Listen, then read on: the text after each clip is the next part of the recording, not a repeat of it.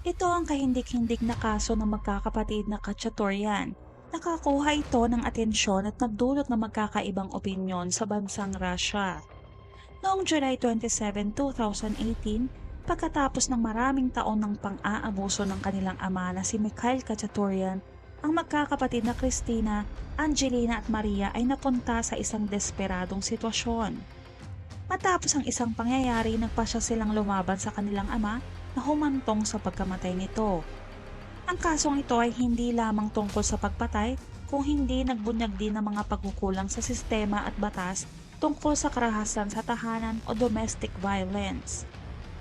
Bagamat hati pa rin ang opinyon ng publiko hanggang ngayon, marami pa rin ang nalilito kung ipinagtanggol lang ba nila ang kanilang mga sarili o sila ay isang mamamatay tao. Samahan niyo ako habang tinatalakay natin itong trahedya na ikinagimbal at naghati sa isang bansa.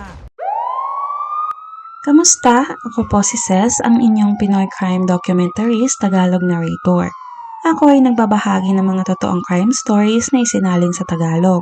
Kung mahilig ka sa mga true crime kagaya ko, like, share, subscribe sa aming channel. Ipinanganak noong 1961 si Mikhail Khatchatorian. Lumaki siya sa mahigpit na disiplina ng militar at ng kultura kung saan ang lalaki ang laging nasusunod.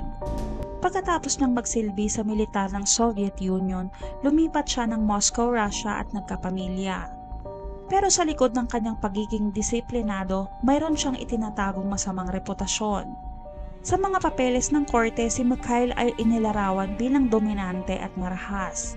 Sinabi ng kanyang anak na babae na madalas silang bugbugin nito, minsan raw gamit ang mga kable ng kuryente, walis at maging mga ibang kasangkapan sa bahay. Matagal na rin umalis ang kanilang ina mula pa noong 2015. Ikinukulong niya rin ang mga anak na babae sa apartment ng ilang araw. Ayon rin sa mga kaibigan ng magkakapatid, hindi sila pinapayagang pumasok sa eskwela ng regular. Pinabasa rin ng kanilang ama ang mga cellphone nila, kinokontrol ang mga kilos at palagi silang pinagbabantaan. Ayon na rin sa iba pang mga testimonya, inaabuso rin ng sexual ang magkakapatid. Naganap ito ilang buwan lang bago ang trahedya. Kung ano-ano raw nakahalayan ang pinagkagawa sa magkakapatid. Pero hindi daw ginagalaw ni Mikhail ang bunso nilang si Maria. Pinaghuhubad niya raw ang magkakapatid sa harap niya para daw i-check ito. Tapos pinipilit niya silang gawin ang hindi dapat sa harap niya. May sakit daw siya sa prostate at nakakatulong daw ang ginawang iyon. Mayroon ding nakakakilabot at sinabi itong si Mikhail sa isa sa mga anak niya na, "Paglaki mo, ikaw na ang papalit sa nanay mo, pakakasalan kita, magkakaanak tayo." Walang formal na reklamo ang isinampa dahil hindi raw nakikialam ang otoridad. Para sa magkakapatid, ang apartment nila ay naging isang bilangguan. Ang kanilang ina ay napilitang umalis sa kanilang bahay para sa kanyang sariling kaligtasan. Dati na rin daw ilang beses siyang nagsumbong sa mga pulis tungkol sa karahasan sa kanilang tahanan, ngunit hindi sila pinansin. Na-diagnose si Mikhail ng mixed personality disorder ayon sa psychiatric evaluation niya. Punta tayo sa araw mismo ng krimen. Noong July 27, 2018, bandang alas 7 ng umaga, sa isang third floor na apartment sa Moscow, Russia's northern suburbs, ginising ni Mikhail Khatchatorian, 57 years old, ang kanyang tatlong anak na babae na sina Christina, ang panganay 19 years old, Angelina 18 years old, at bunsong si Maria 17 years old. Pagkagising ng mga dalaga, pinagalitan niya ang mga ito. Hindi na bago ang gantong senaryo sa magkakapatid na Khatchatorian. Madalas silang sigawan ng kanilang ama dahil sa kung ano-anong dahilan. Noong araw na iyon, nagdaos siya ng isang debriefing dahil hindi pa raw na ililigpit na magkakapatid ang mga gamit na galing sa bag na dinala niya mula sa ospital kung saan siya nagpa-check up, at isa pang dahilan kaya siya nagalit ay makalat raw ang apartment. Bago iyon, nagpa-check up si Mikhail sa isang psychiatric hospital. Pagkatapos ay nakatulog daw muli si Mikhail sa isang armchair. Dito na nagdesisyon sina Angelina at Maria na maghanda para protektahan ang sarili nila dahil natatakot silang magising ito at baka saktan na naman sila. Pumunta ang dalawa sa kotse ni Mikhail at kinuhang isang malaking kutsilyo para lang sana ipagtanggol ang sarili nila kung sakaling pagbuhatan na naman sila ng kamay. Ang kutsilyo na ito di umano ay madalas gamitin ni Mikhail para panakot sa mga anak niya at asawa nito.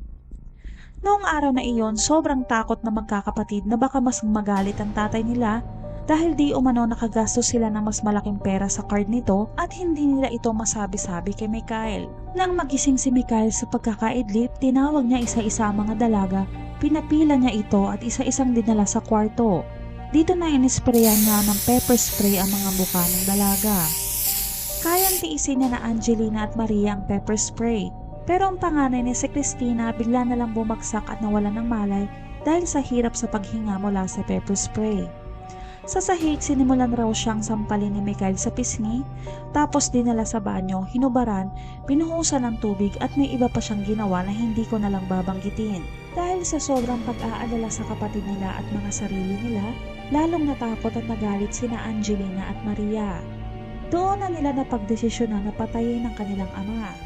Nagplano ang magkapatid kung sino ang gagawa at kung ano ang gagamiting armas. Si Maria ay ang kutsilyo at si Angelina naman ang humawak ng martilyo. Naghintay ang magkapatid na muling makatulog ang ama. Nang muling makatulog si Mikhail sa armchair, dito na sinalakay siya ni Maria at Angelina. Biglang nagising at tumayo si Mikhail at nagpambuno na silang tatlo. Nagising naman si Christina ng bandang 7 o'clock ng gabi dahil naririnig niya ang sigaw sa kabilang kwarto. Nang makita ang tatlong nagpapambuno, dinampot niya ang isang pepper spray na nakapatong sa lamesa at inisprayan niya ito sa direksyon ni Mikhail. Tumakbo si Christina papuntang hagdan sa labas ng kanilang apartment pero sinundan daw siya ni Mikhail. Sumunod naman si Angelina at inagaw kay Maria ang kutsilyo at saka sinaksak na si Mikhail sa dibdib na ikinamatay agad nito. Makikita sa CCTV video na ito ang isa sa mga kapatid na lumabas matapos ang krimen. Pagkatapos raw na pagdesisyonan ng isa sa mga kapatid na sugatan rin ang kanilang mga sarili para magmukhang self-defense. Hindi sila tumakas o nagtago sa kanilang ginawa. Sa halip, gumawa sila ng nakakagulat na desisyon na tawagan ang mga pulis. Pagdating ng mga pulis, tumambad sa kanila ang dugo ang katawan ni Mikhail. Nakita nila ang magkakapatid na nanginginig habang nakatayo sa ibabaw ng walang buhay na katawan ng kanilang ama. Nakuhaan naman ng litrato ang magkakapatid. Gayunpaman, walang pagpapanik o pagsisisi sa mga mukha nila. Tanging tila kalmado nilang tinanggap ang mga pangyayari. Agad na inaresto ang magkakapatid noong gabi na iyon. Noong una, sinabi nilang self-defense ang nangyari dahil sila ang unang inatake ng kanilang ama. Kinabukasan, agad na kumalat ang balita at ang kaso ng magkakapatid na Khachaturian ay mabilis na naging sentro ng atensyon sa buong Russia. Ngunit hanggang ngayon, wala pa ring batas sa Russia na nagpoprotekta sa mga biktima ng domestic violence. Umani ng malalaking pansin mula sa media at publiko ang kaso. Naging banggaan rin ito ng mga taga-suporta ng konserbatibong pananaw kasama ang simbahang Orthodox ng Russia at mga aktivista ng mga karapatang pangtao ng kababaihan na matagal na nananawagan para sa batas laban sa domestic violence sa bansa. Ayon sa mga human rights activists, hindi mga kriminal ang magkakapatid kundi mga biktima dahil wala silang paraan para humingi ng tulong o proteksyon laban sa kanilang abusadong ama. Noong unang bahagi ng December 2019, natapos ng mga investigador ang formal na kaso laban sa tatlong magkakapatid at isinuminti na ito sa prosecutor's office para sa paghahanda ng paglilitis. Ayon sa investigasyon, sina Christina, Angelina at Maria ay premeditated di umano ang nangyari na dala ng matinding galit sa ama dahil sa patuloy na pisikal at sexual na pang-aabuso nito. Gayunpaman, si Deputy Prosecutor General Victor Green ay nakita ang mga kahinaan sa investigasyon at sinabing ang ginawa ng magkakapatid ay bilang self-defense na maaaring magbukas ng daan para sila ay mapalaya. Pero noong early 2020, ayon sa legal team ng magkakapatid, patuloy ang orihinal na kasong murder sa kanila dahil dito tuloy ang paglilitis sa kaso. Samantala, lilitisin ng hiwalay ang bunsong si Maria Khachaturian na 17 years old lamang na mangyari ang krimen. Ayon sa pagsusuring medikal pagkatapos ng insidente, hindi siya nasa tamang pag-iisip ng mga oras na iyon. Inirekomenda na siya ay sumailalim sa psychological treatment. Nagsimula ang kanyang pribadong paglilitis sa District Court sa Moscow noong nakaraang August 2020. Ayon sa mga ilang ahensya ng Russia, dapat humarap sa kasong murder ang dalawang magkapatid na sina Angelina at Christina. Kahit na sila ay dumaan sa matinding sexual, emotional at physical na pang-aabuso. Dito na nagkaroon ng kilos protesta para at laban sa mga magkakapatid. Maraming kilos protesta ang nangyari para at laban sa magkakapatid. Nanawagan naman ang tagapagsulong ng karapatan na ituring na biktima ang tatlong magkakapatid hindi bilang isang kriminal at bigyan sila ng suporta imbis na pagkakakulong. Ngunit matapos ang isang taong investigasyon, inirekomenda pa rin ng mga otoridad na sampahan ng kasong murder sina Christina at Angelina. Si Maria naman na bunso ay inirekomendang bigyan lang ng psychiatric care. Samantala, higit 350,000 na katao ang pumirma sa isang petisyon na nananawagang palayain ng magkakapatid. Kung mapatunayang guilty, maaari silang makulong ng higit 20 years. Pero ayon sa batas ng Russia, maliit lang ang tsansa ng acquittal sa bansa dahil mahigit 99% ng mga kasong umaabot sa korte ay nauuwi sa guilty verdict. Samantala, noong December 2019, isinulong ang bagong panukalang batas laban sa domestic violence sa bansa. Pero kulang daw ito sa tunay na proteksyon para sa mga biktima ayon sa mga tagapagtaguyod ng karapatang kababaihan. Ayon na rin sa mismong Ministry of Interior ng Russia, halos 40 na babae ang namamatay araw-araw sa kamay ng kanilang mga asawa at nasa 600,000 naman ang nakakaranas ng domestic violence sa bansa. Tinatayang mas mataas pa ang tunay na bilang dahil lumalabas sa mga pag-aaral na 7 sa bawat 10 babae ay hindi na nagsusumbong ng karahasan.